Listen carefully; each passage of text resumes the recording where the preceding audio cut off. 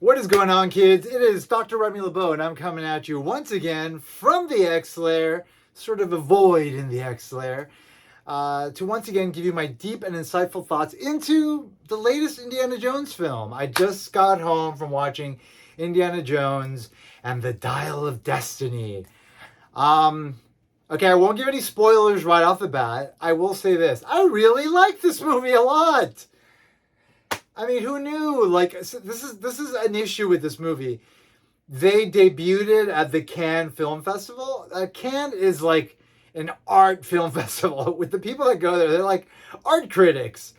Like, they look at film as art. Like, they don't look at film as entertainment. I mean, there were definitely artistic elements to this film, and every aspect of any film is artistic to one extent or another. But when you're talking about like a Hollywood big budget film, like, I mean, it's driven by corporations that are trying to make money versus like artists that are trying to push forward the medium of art, of film, as an art. And so, of course, they're not gonna fucking like this movie, and they didn't. And they rated it really low on Rotten Tomatoes, and everybody was like, "This is gonna be terrible! Oh my god, they made such a mistake!" And like, I watched this movie, and I walked away just like really enjoying it. Like, I really enjoyed this movie. It's a different. It's a different Indiana Jones movie than the other movies. Like, first of all, it's not directed by Steven Spielberg, so immediately, like, there's gonna be a difference. This is directed by James Mangold, who directed a movie called Kiss Kiss Bang Bang, which I've never watched, but I hear it's good. I need to watch it eventually. He directed The Wolverine and Logan. He directed Ford versus Ferrari. So, I mean, the guy has chops, you know? Like, he can direct. And he did a really good job with this movie, without a doubt. And, like, there was definitely echoes of Spielberg, but, I mean, Indiana Jones is synonymous with Spielberg, if you ask me.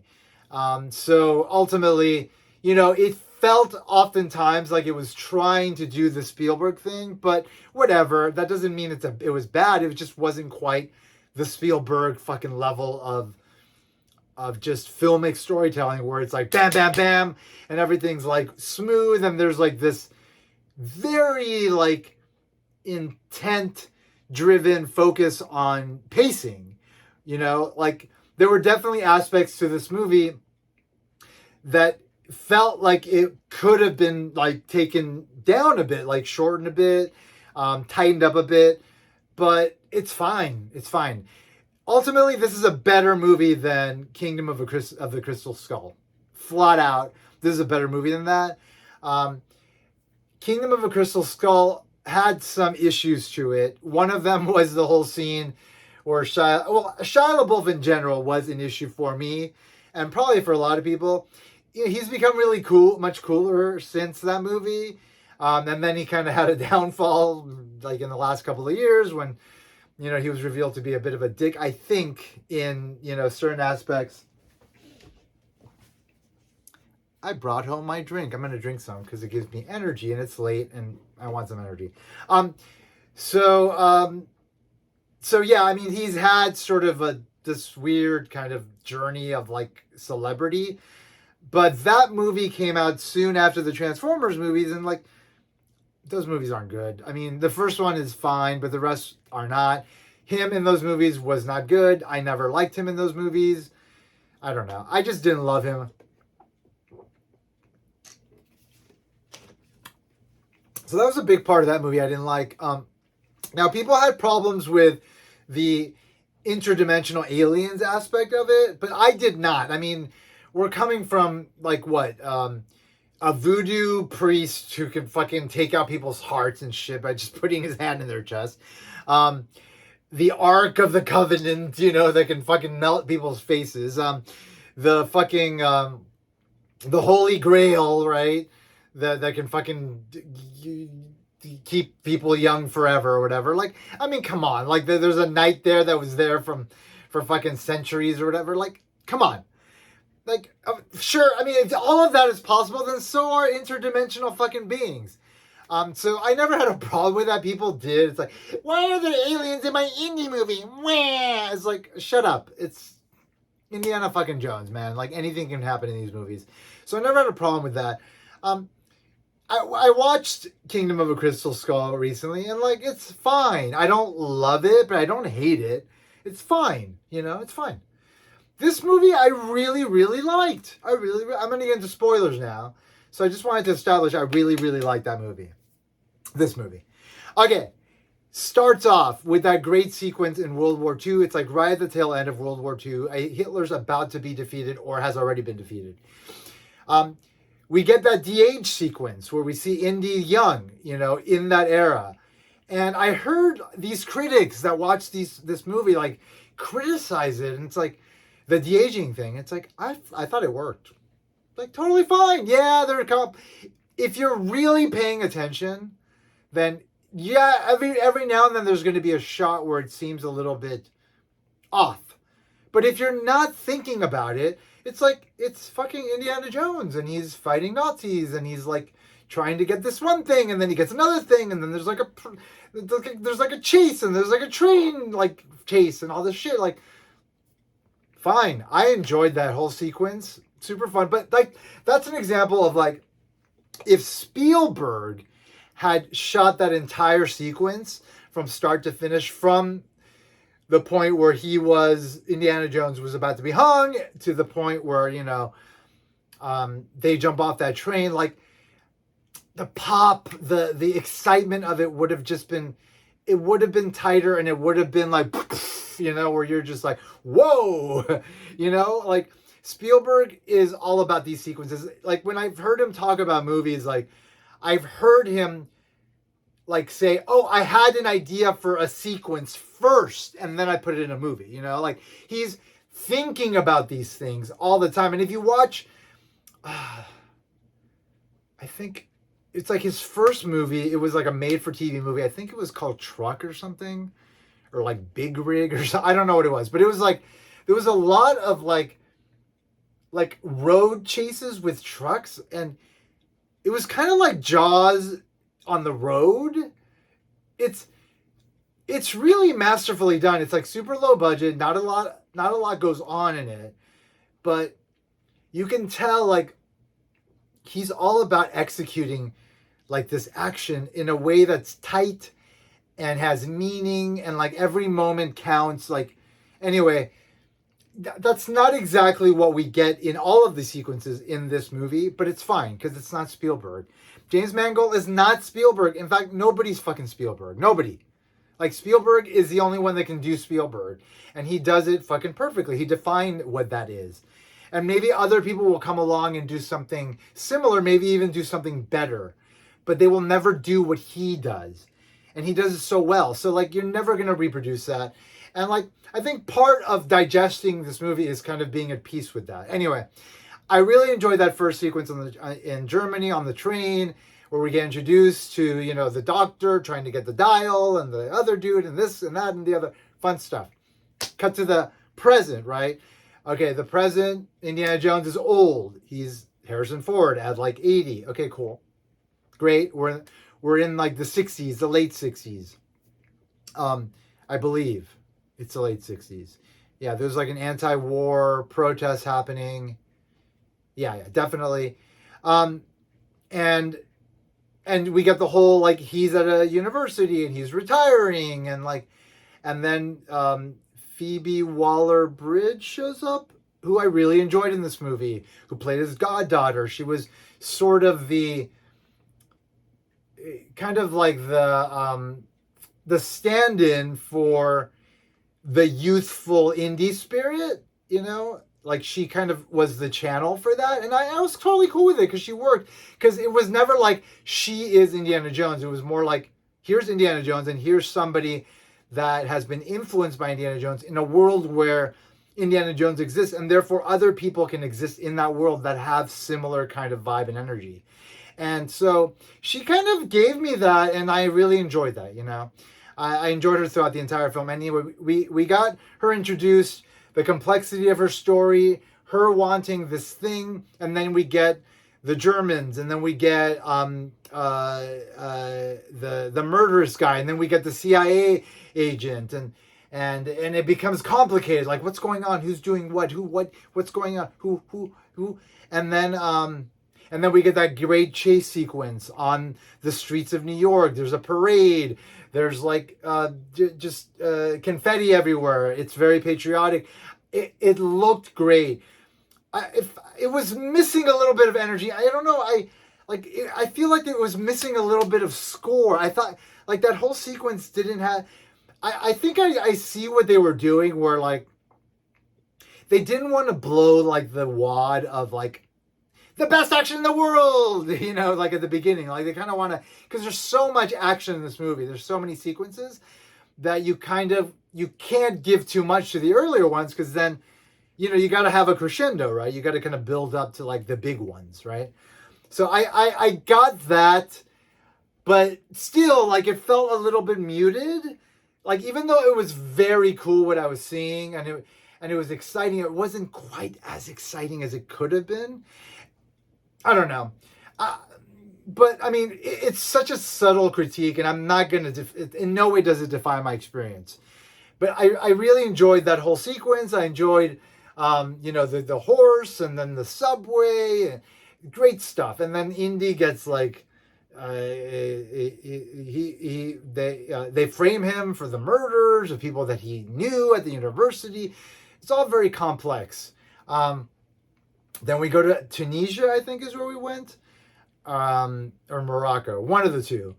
And then, we get more of like, Phoebe Waller-Bridge's story of like, she's this kind of crooked, like antiquities seller, like, cause she's in major debt, and like, it's very complicated. And in that whole situation, there were like a couple of chase sequences on the road that once again were trying to do the Spielberg thing, but not quite getting it right. But nonetheless, it was Indiana Jones, like chases and like weird things happening that are just, part of like what gets Indiana Jones to survive and like keep, moving on to like the next thing that's like going to get us to wherever we're going. And it's like, it's fun, but definitely a good time to pee. I peed, I think a couple of times when that happened. So like that I enjoyed.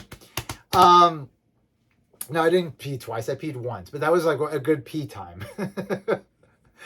Because god damn it, I had a big fucking drink and like a lot of popcorn, by the way.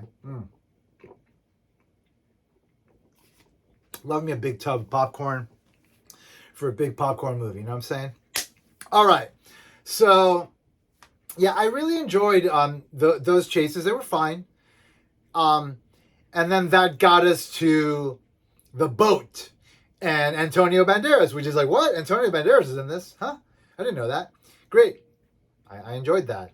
At one point, we find out that Indy's son, Shia LaBeouf, has been killed in Vietnam, and that Marion has left him because she's broken by the loss. And it was an interesting choice to take us there, given that the last movie ended with them getting married, and it's like, happy ending. But in this movie, it's like, no happy ending. They're divorced, But it was part of Indy's story, and I like how the movie kind of tracked that and then ultimately gave us the happy ending with them two. I really liked that a lot, actually. And the fact that they got rid of Shia LaBeouf in that way, I thought was great, because like, A, they got rid of Shia LaBeouf. And B, it was really heart-wrenching, like the idea that Indy lost his son to Vietnam because his son was he was trying to go against his father, which is like something that was established in the last film, where like Indy had certain standards for his son, not knowing Shia LaBeouf was his son, did impose them. Then knowing he's his son, he did impose them, and there was this kind of like echo of Sean Connery and Indy relationship, in that situation. And then that kind of carried over to this, which was very cool. And then there was also mention of like, Indy's father's watch. So there was definitely like a lot of legacy sort of stuff kind of woven into the narrative, which I liked. I also enjoyed the introduction of this kid that they had, that Phoebe Waller-Bridge kind of befriended and was sort of her sidekick. It echoed a Short Round, right, in Indiana Jones and the and the Temple of Doom. And I was kind of hoping that we would get like a kind of a short round cameo in this movie, but we did not. But I was kind of hoping we would, but we did not. But it's all good. Anyway, I like the introduction of the kid, and then we get to the boat, and then we have this whole underwater sequence, which was really cool because like we haven't seen that in an Indiana Jones movie. You know, it's like I like that the movie was doing the Indiana Jones things, but it was also kind of doing its own thing, right? Like the street races, the street chases, and like the train chase, very, very sort of kind of, you know, just echoing the Indiana Jones action we've seen in the past. But then, oh, we're going underwater. We're doing underwater archaeology. Okay, that's new. So that gives this movie a bit of a signature, which is just the first thing that gives this movie a signature, which I'll talk about. The thing that very much defines this movie for me very soon, which is the very last part of the third act, which was like, but I'll get to that in a second. So I really enjoyed that whole underwater thing. I liked that the eels thing was like kind of an echo to the snakes thing. That was super fun. And then, you know, they get that like that thing that tells them where that other part of the Dial of Destiny is, whatever.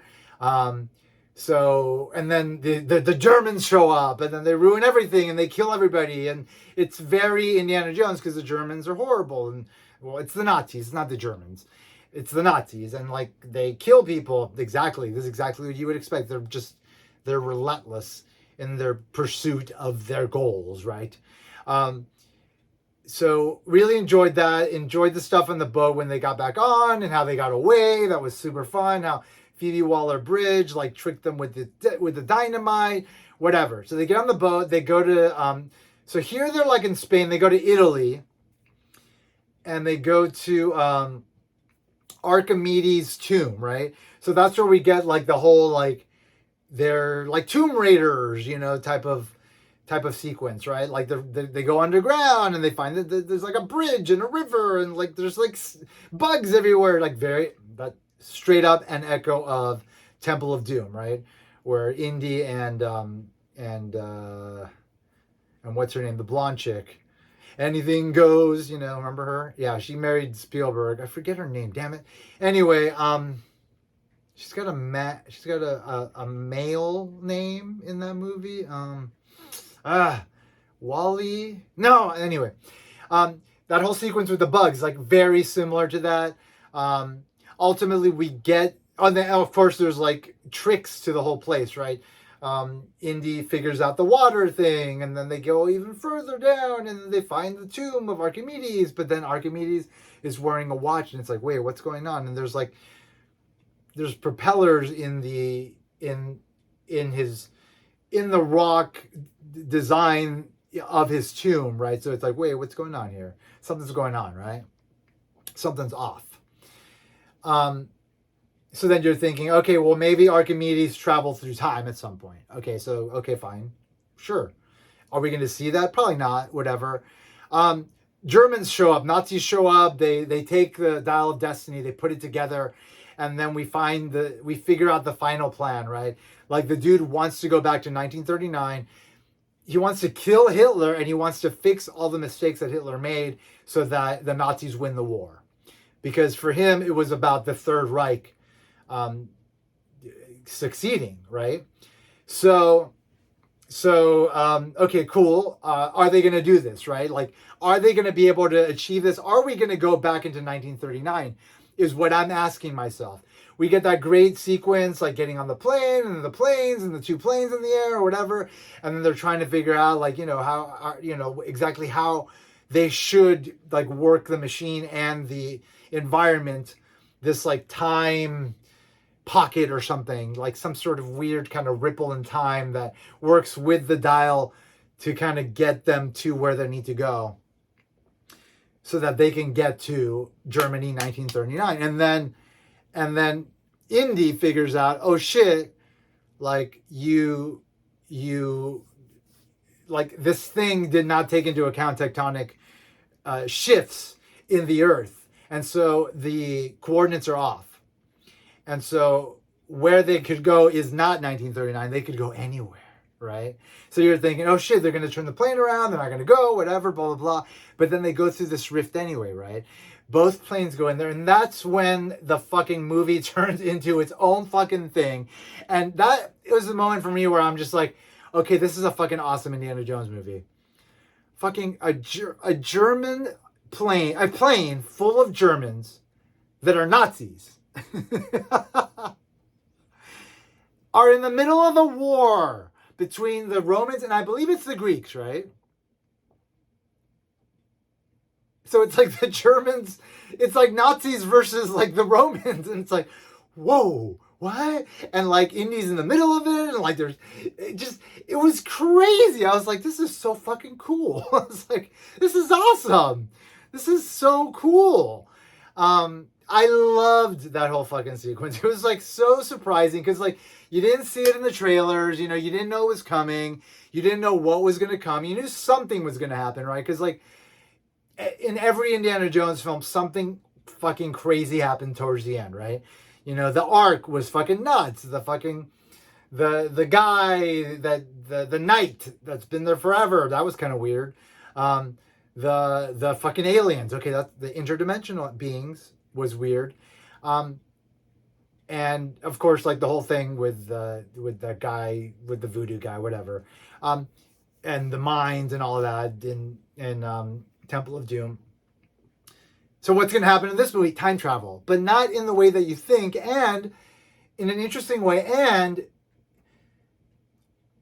it's just very surprising, you know, because like at the very least, I thought we were going to go back to 1939, but we went back like, what, 231 BC or something? That was fucking crazy. And then, you know, like that whole sequence was nuts. That dude on the plane was like wanted to shoot all the Romans with a machine gun. It was like crazy. It was like, whoa, this is awesome. Germans trying to kill all the Romans. Like, whoa, Nazis versus Romans. Yes, let's go. Like, this is crazy. And then the idea that, and then Archimedes was in there, which is really cool. And he did the whole Eureka thing, which is hilarious. But the idea that Indiana Jones wanted to stay in that time period. He'd been shot, he's going to die, and he was at peace with dying. And like the idea, and like he was witnessing history, and like that moment was like the culmination of his life. I mean, everything he'd done was about the past, learning about the past, trying to bring the past to life in the present, right?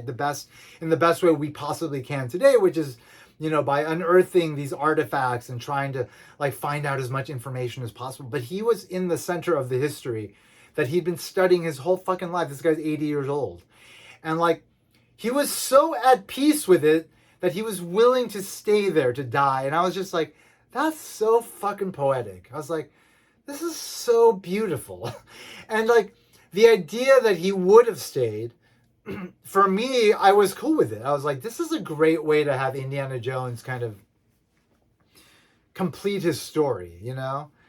I really, really liked that. And like the fact that he was brought back, like I was a bit torn about until, you know, the very, very end when he's back with Marion, and like that's sort of like the happy ending to like the Indiana Jones story. Like he winds up with Marion post everything that's happened to them, like they're back together, you know? And that's like, it's beautiful because it's like that classic Hollywood ending where it's like, you know, the hero like is back with his lady, and even though they're both like in their twilight years, like they get to enjoy that together after everything they've been through. We've seen them young, we've seen them older, and now we've seen them in their twilight years. And to see them together again, it's just like a very poetic and beautiful moment. But again, I would have been very happy having Indiana Jones stay in that time period. Like Phoebe Waller-Bridge going back through this like rift in time and leaving him there, I would have been cool with. I liked the ending, but I would have been cool with that as well. But I really enjoyed, you know, they go back, then you get that lovely ending in the end. You know, Marion comes back, and then they're in the apartment, and they get back together, and they kiss, and they do the whole like kissing in different parts bit, which they did in Raiders of the Lost Ark. So you know, you get that kind of like that beautiful kind of bookend type of thing to the entire series, you know, to the entire Indiana Jones story, which is lovely, you know. It's just a lovely send-off to a character that has been in our lives for a very long time. At this point, 40 plus years, it's mind-blowing to think that Kingdom of the Crystal Skull is over 20 years old. That's mind-blowing. You know, Raiders came out like in late 70s, I believe. So we're talking like almost half a century of Indiana Jones. And I don't know, it feels like such a lovely send-off, whereas the last one felt like kind of a like the mixed reception of it didn't feel like the right way for this series to end. This does feel that way. I really enjoyed this movie a lot. I enjoyed it as a way to kind of finish the series, but also in it of itself, like there was a lot of really great stuff in it, to the point where it's like it doesn't feel like this like forced chapter that they needed to do to kind of complete the series. It feels like an important chapter, like another significant chapter that I will revisit and I will rewatch and I will re-enjoy every time I watch it. Forever long I'm going to live. You know, I'm going to watch these movies again. Every now and then I'll watch all the Indiana Jones movies. And so this will be part of that. And like, that's really fun, you know. It's really fun to know that there's this new chapter of the Indiana Jones story that kind of concludes the story in such a beautiful way. And like, it just makes me really happy to know that. It makes me really happy to have seen this movie and to be able to share my thoughts with you. So those are my thoughts on Indiana Jones and the Dial of Destiny, the newest Indiana Jones film, the first non-Spielberg film, which, you know, hey, had some issues as a result of that, but James Mangold did the best he could, and I respect him for it. I like this movie a lot. I think it was executed great, and the script was good, and the acting was great, and I'm happy. I'm just happy. I'm happy. This is a good movie. It's a feel-good movie. It's a popcorn movie. I don't know. I hope it does well. I hope people shitting on it before it even comes out doesn't affect its performance. I saw that the audience rating was really strong for it, which makes a lot of sense. And I hope that allows the movie to be carried forth into, you know, success, because like it deserves it and the whole series deserves it. And, you know, I'm just really happy with it. Anyway, folks, thanks so much for checking out my video. Thanks so much for checking out my channel. If you have some thoughts on my video, on the movie, drop them below. Leave a thumbs up or a thumbs down, depending on how you feel about the video. Click that bell, which notifies you of new videos I may put up. It doesn't happen all the time, but when it does, you might want to know that it's happening so you get to watch it. And hope all of you are well. Hope you are taking care of yourselves and this crazy, crazy life isn't swallowing you up, and you're facing it and you're conquering it to the best of your ability. And as always, I want to remind you that if you haven't already, you better put an X in the box, bam, because ain't nobody checking me, folks. Ain't nobody checking me. Thank you very much.